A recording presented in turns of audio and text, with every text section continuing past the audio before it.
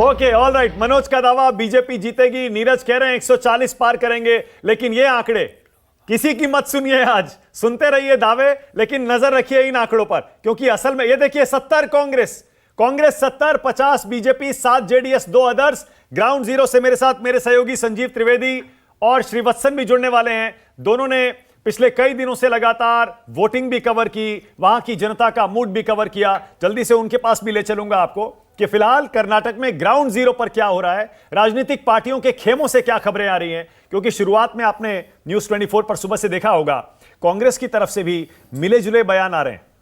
DK Shivkumar या फिर सिद्धरमैया या फिर जी परमेश्वर, उनमें भी कॉन्फिडेंस तो है, आत्मविश्वास है कि हमारी सरकार आएगी, लेकिन एक प्लान बी को लेकर भी कांग्रेस चल रही है। रणदीप सुरजेवाला जो कर्नाटक के प्रभारी हैं, वो भी काफी एक्टिव हैं, क्योंकि उन्हें आशंका है अगर कांग्रेस बहुमत का आंकड़ा नहीं छू पाई तो फिर तोड़फोड़ की आशंका से इनकार नहीं किया जा सकता।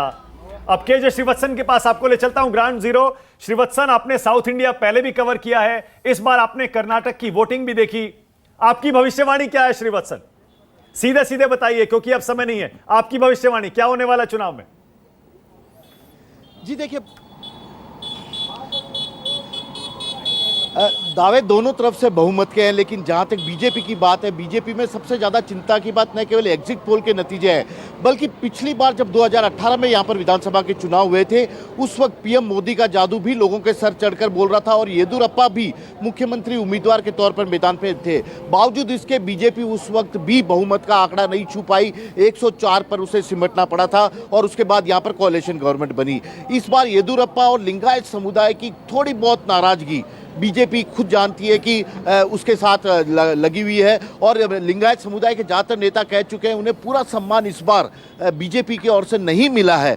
तो ऐसे में बीजेपी की चिंताएं और ज़्यादा बढ़ना लाजमी है। साथ ही ओल्ड मैसूरी रीजन की यदि मैं बात करूं तो वह 61 सीटें हैं विधानसभा की, 1/3 सीट जो कर्नाटक विधानसभा की ओल्ड मैसूरी रीजन में है, वोकलिंगा के प्रभाव वाला है, लेकिन वहाँ भी बीजेपी आज तक कभी भी बेहतर प्रदर्शन नहीं कर पाई, जिसे लेकर बीजेपी के जो खास रणनीतिकार अमित शाह ने, उन्होंने भी नाराजगी जताई थी और इस बार पूरा दमखम लगाने को कहा था।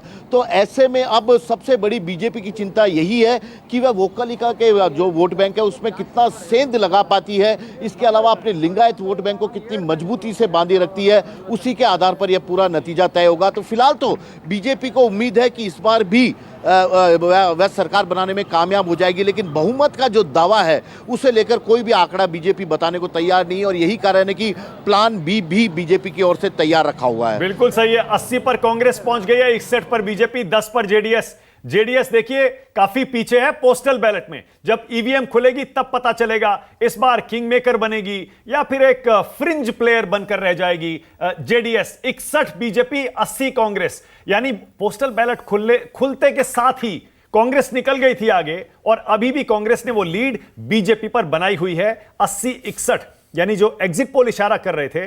फिलहाल शुरुआती रुझान बिल्कुल वैसी ही कहानी कह रहे हैं।